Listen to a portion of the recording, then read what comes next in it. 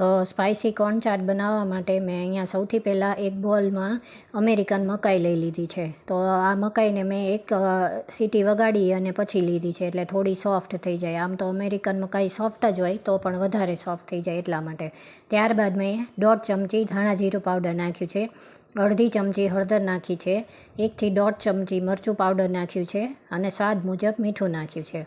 ત્યારબાદ લીલા મરચાં તીખા 3 થી 4 નાખ્યા છે, કટકા કરી ઝીણા ઝીણા સમારીને. ત્યારબાદ મરચાંની પછી મેં ટમેટું નાખી દીધું છે, એક મોટું ટમેટું લીધું છે.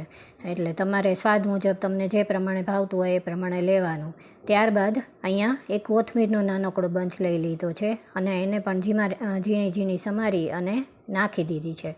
કોથમીર નાખ્યા બાદ મેં અહીંયા એક મોટી ડુંગળી લીધી છે. તો ડુંગળી પણ મેં અહીંયા દેશી ડુંગળી આવે ને જે સ્પાઇસી, એ લીધી છે.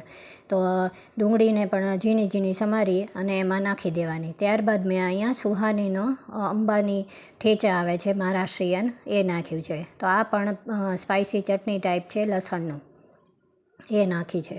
પછી એ નાખી અને સેવ નાખી દીધી છે. તો આ ગોપાલની સેવ નાખી છે મેં.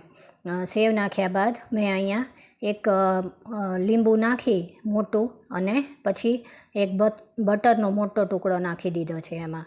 પછી બટરને થોડીક વાર મેલ્ટ થાય એટલે એકદમ સરસ રીતે મેં હલાવી દીધું છે.